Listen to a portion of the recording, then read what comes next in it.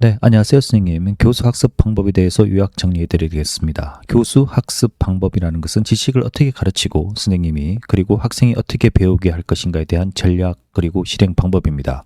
전통 교수 학습 방법에서 세 가지가 나옵니다. 가장 대표적으로 강의법, 문답법, 토의법입니다. 강의법은 교사가 중심이 되어서 정보를 전달하는 가장 대표적인 교수 방법입니다. 그런데 이 강의법은 좀 비판받아야 되고 구식 교수법이 아니라 상황에 따라서 효율적이고 지식 전달 도구로서의 여전히 유효한 교육 방법입니다. 문답법은 학생 간의 상호작용을 통해서 이해를 강화하는 문답에 관련된 방법입니다. 그리고 토의법은 전체 토의, 배심 토의, 포럼 토의, 원탁 토의, 심포지엄, 버즈 토의에 대해서 설명드리도록 하겠습니다.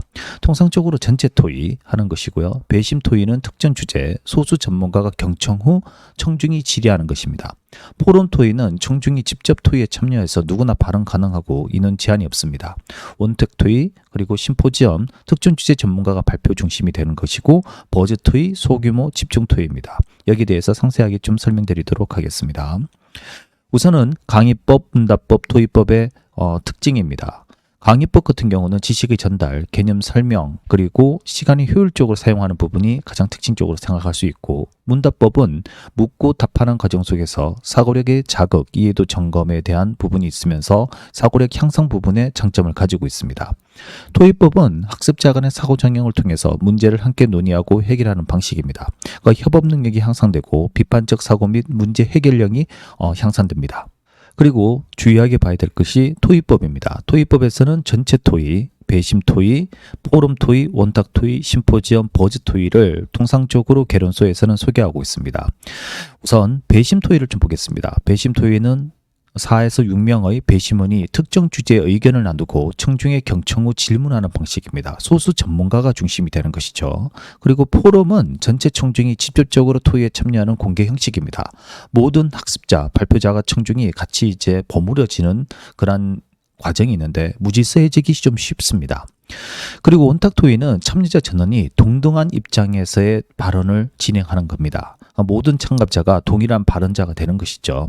심포지엄 같은 경우는 여러 발표자가 특정 주제를 나누어서 강연식 발표 후 청중이 질의하는 것입니다. 그러니까 발표자가 전문가 집단 그리고 발표를 하고 청중은 경청 및 질문을 하게 됩니다. 그리고 버즈 토의는 3에서 6명 소집단에서 나누어서 짧은 시간 동안 집중 토의하는 방식을 버즈 토의라 합니다. 지금 또 하나 알려드리고 싶은 것은 이 강의법, 선생님 제가 이렇게 강의를 한 5분 또는 10분 내로 제작하는 이러한 강의 형식을 마이크로 강의라 그럽니다. 하나의 핵심 내용 또는 주제를 명확히 설명하는 수업 방식입니다. 주로 온라인 학습, 플립러닝, 블렌디드 수업에 많이 활용하고 있습니다. 그리고 참고로 강의법 은 역사 속에서 언어 교육에서 밀접한 연결이 되어 있습니다. 특히 고전 언어를 교육, 문자 해석, 어휘, 문법 중심으로서 중심 교수 방식이었습니다. 그러니까 강의법은 예전 과거의 언어 교육과 관련이 있다는 정도도 좀 설명드리겠습니다. 자, 그 외 토의법입니다. 하바루타는 히브리어로 짝 친구로 합니다. TV에서도 많이 보신 적이 있을 겁니다. 짝을 이루어서 질문을 하기도 하고 대답을 하기도 하고 토론하는 그런 과정입니다.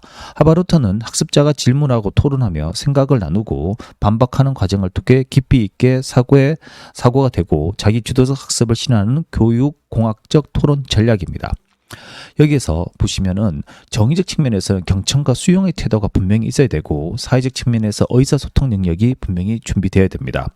그런데 정상적인 과정을 한번 보시면 텍스트 또는 질문을 제시하고 짝을 이룬 상태에서 질문, 토론, 반박이 계속 이루어집니다. 그리고 전체 내용이 공유되고 피드백, 확장 학습이 이루어집니다.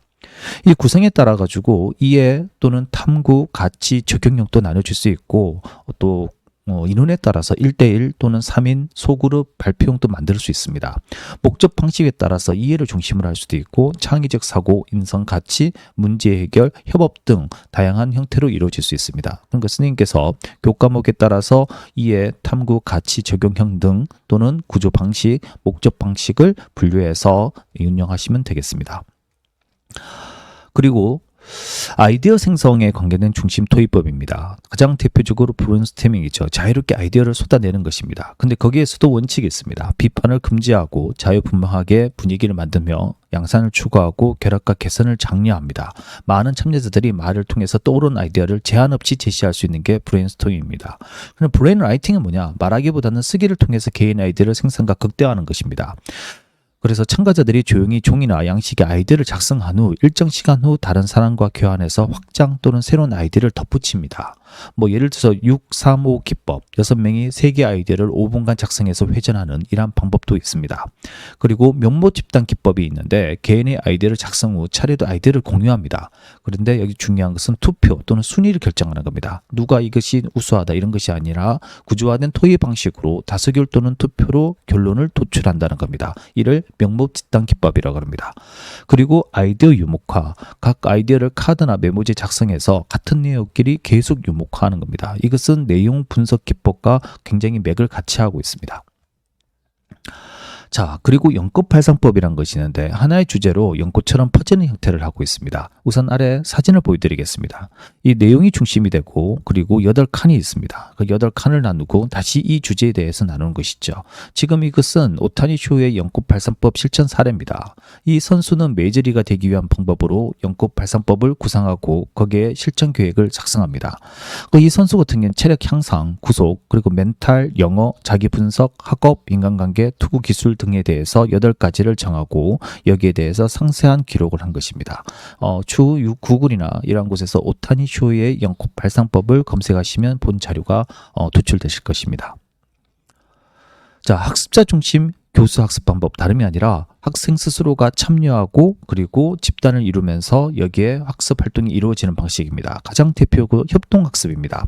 소집단으로 구성되어 공동의 학습 목표를 달성하고 소집단 학습자들이 공동의 목표를 달성하기에 서로 상호작용하면서 이렇게 지식 구성과 문제 해결을 과정인데 가장 대표적으로 직소 1, 2가 있습니다. 근데 직소 STAD, TGT, TAI, TBL 모형이 있습니다. 그 이외에도 GI라든지 코옵이라는 모델 도 있습니다. 근데 이 두 가지는 개론세 소개는 잘 안 되고 있는 그러한 내용입니다. 그리고 문제 중심 학습 PBL이라고 부르기도 하는데 이것은 문제를 어떤 설정을 한 다음 여기에 대한 솔루션을 찾아가는 과정, 그러니까 비판과 사고력이 향상됩니다. 이러한 문제 중심 PBL이 있고 그리고 프로젝트 학습, 결과물 프로젝트를 중심으로 주도적인 학습하고 창의성, 자기도성 가정합니다. 그러니까 뭔 것을 갑자기 어떤 문제를 내려가는 PBL을 갈 수도 있겠지만 프로젝트 학습은 좀 더 범위가 넓습니다. 결과물이 문제 중심 같은 경우는 어떤 솔루션을 문제를 해결하는 해결 방안을 좀 도출한다면 프로젝트 학습은 꼭 해결 방안이 나온 게 아니라 결과물이 다양하게 나올 수 있습니다. 그 외 탐구 학습, 학생이 스스로 질문하고 탐구하며 지식을 구성합니다. 과학, 수학, 교육에서 많이 활용되는 탐구 학습 방법이 있습니다. 자, 상세하게 내용을 한번 보도록 하겠습니다. 협동학습의 모형, 상세 모형입니다. 직소입니다. 학습 내용을 분담하고 개별 학습이 전문가가 되어 소집단에 내는 가르치는 방식입니다. 이 과정이 중요한데 전체 학습 내용이 있잖아요. 근데 어떤 집단이 있어요. 우선은 그 집단이 각각 다른 구성원이 다른 부분을 담당합니다. 그래서 그 부분을 담당한 학생이 이제 전문가 집단이 되는 것이죠. 그리고 전문가 집단에서 그것을 담당한 부분을 이제 이해한 다음 원래 소집단으로 돌아와서 서로 가르치는 겁니다. 이것을 직소 모형이라고 합니다. 근데 직소 2는 뭐냐? 다름이 아니라 위 과정을 거치는데 개별 퀴즈 점수 그리고 이것을 팀 점수에 반영한다는 겁니다. 그러니까 퀴즈 점수를 팀 점수에 반영한다. 이거 직소 2입니다. 그러니까 직소 모형 같은 경우 협동학습의 가장 대표적 모델입니다. 그럼 STAD는 뭐냐? 한국 개론서에서는 모둠, 성취, 분담, 모형으로 이렇게 설명되어 있습니다. 중요한 것은 이질적으로 구성된 팀이 함께 학습한 뒤 개별 시험 점수를 팀 점수에 반영하는 구조입니다. 그러니까 교사가 전체 수업을 진행합니다. 개념 설명합니다. 조별 학습 시간 서로 가르치고 줄면합니다. 그리고 개별 평가입니다. 그러니까 팀 점수를 산정합니다. 중요한 것은 개인의 향상도 기반이겠죠. 그리고 보상을 제공합니다. 이건 STAD 요 모형을 가지고 있습니다. 그러면 TGT는 뭐냐? 게임입니다. STAD 유사하지만 게임 형태로 평가를 진행하고 학습의 재미를 추가합니다. 그러니까 교사 수업 팀 학습하는데 팀 간 게임을 형식합니다. 팀끼리 이제 게임 퀴즈 대회 형식, 어떤 형식이든 게임을 진행하고 유사주된 학생끼리 토너먼트도 합니다. 그리고 개인 점수가 팀 점수에 반영이 되고 그리고 순위에 따라 팀 보상이 됩니다. 그럼 TAI는 뭐냐? 개별화 학습, 협동 학습이 결합된 건데 진단 평가로 개별 수준을 우선 파악합니다. 그리고 각 수준에 맞는 과제를 하고 동료 간 피드백을 도움을 줍니다. 교사는 개별 피드백인 평가를 하고 팀 점수는 구성원 전체 진척도에 따라 부여합니다. 팀 내 개별 학습 진도차를 인정하며 상호 도움을 준다. 이것이 가장 중요한 핵심적인 특징입니다. 자, 그리고 TBL. 이 TBL은 개별 준비, 팀 협력, 응용 문제 해결로 이어지는 사전 준비형 협동 학습 모형이다 그랬는데 중요한 것은 TBL은 사전 준비. 그러니까 사전 학습을 미리 한다는 겁니다. 선행 학습을. 그리고 소집단 팀에서 문제를 해결, 토의, 의사결정을 통해서 개념을 적용해서 비판적 사고를 진행한다는 부분입니다. 그러니까 TBL은 다름이 아니라 사전 준비, 미리 선행 학습이 이루어진다는 부분입니다. 그러니까 개별 사전 학습을 하고 그리고 개별 평가, 팀 평가, 강의 평가에 의해서 팀 응용 활동하고 피드백한다. 그래서 TBL은 선행 학습 기반으로 학습자의 자기주도 학습이 필수적입니다. 그래서 학습자 참여도가 증가, 사전 학습, 팀 활동을 적극적으로 참여 유도합니다. 사전 학습을 안 한 학생은 소외될 가능성이 높겠죠. 이 부분이 좀 중요한 그런 좀 맹점이라고 볼 수도 있습니다. 그런데 이런 부분은 고등, 대학 수준의 탐구형 과목 형태에다 좀 대상을 하고 있습니다. 국어를 본다 그러면 고전 문학을 우선 사전 학습을 합니다. 그런 다음 작품 속 인물을 선택해서 팀 토론 및 분석을 이루어지고 과학 같은 경우는 사전에 어떤 개념을 학습한 후 환경 문제 해결 시나리오 설계를 활동을 진행해보자 이렇게 해서 들어가는 거죠. 보통 뭐 중학교 수준보다는 고등학교, 대학교 수준에 이제 적용하는 것이 맞다고 여겨집니다. 그러면 여기에 5가지 특징을 한번 보겠습니다. 우선 직소, STAD, TGT, TEI, TBL이 있습니다. 학교 개론수마다 한두 개가 빠진 경우는 있지만 대부분 직소, STAD 그리고 TBL 정도는 3가지 전은 다 설명되어 있습니다. 우선은 구성으로 봤을 때 사전 학습을 한다는 입장에서 TBL을 좀 알 수가 있겠죠. 근데 TAI는 개별령에 따라 수학 학습에 많이 적용되고 있습니다. 그리고 STAD는 팀원 전원이 동일한 학습을 한다는 것이고 TGT는 팀원끼리 경쟁한다. 시합을 한다. 게임이 있죠. 그리고 직소는 분담 학습, 재조합한다. 그러니까 쭉 모여서 각각 전문가 내가 담당할 것을 선택을 하고 거기에 팀 그 부분을 모았던 그 친구들이 다시 모여서 전문가가 되고 다시 그 팀으로 복귀해서 팀을 다른 친구들을 가르쳐 주면서 전체 학습이 이루어지는 직소 모형입니다.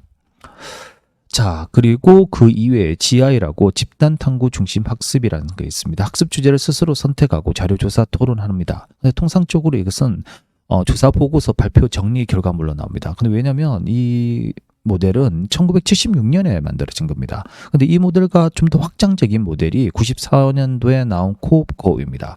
공태적인 문제, 공동체적인 문제 해결과 창의적 프로젝트 중심 학습이 이루어집니다. 계획부터 수립까지 실행 발표까지 전 과정을 자율적으로 합니다. 그리고 창의적 산출물, 그러니까 조사 보고서 발표 정리 자료가 끝나는 것이 아니라 영상, 포스터, 캠페인, 영화 등등 다양한 창의적 산출물이 나올 수 있습니다. 이것을 코옵이라 부르고 있습니다. 자, 그리고 문제 중심 학습. 이 문제 사항을 중심으로 학생들이 자율적으로 문제를 해결하며 지식과 기능을 습득하는 문제 방법입니다.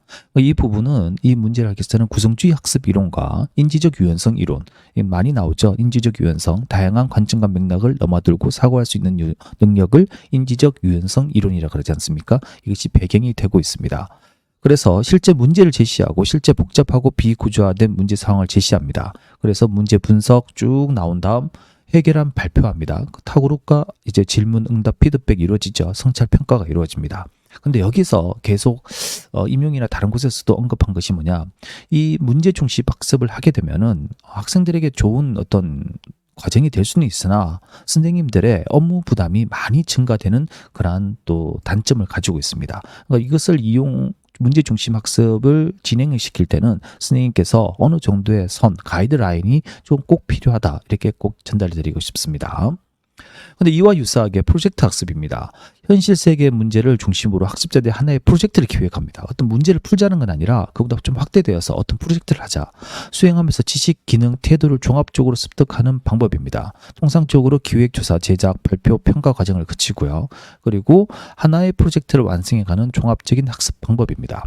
학습 과정 중에서 자기 주도, 창업, 협업 문제 해결 용시를 다시 기릅니다. 그래서 이것은 경험주의나 또는 구성주의의 배경이 될 수 있는데, 특히 경험주의에서 문제 해결 중심의 실제적 경험을 통해 배움이 이루어진다는 경험주의가 지금 배경으로 될 수 있습니다.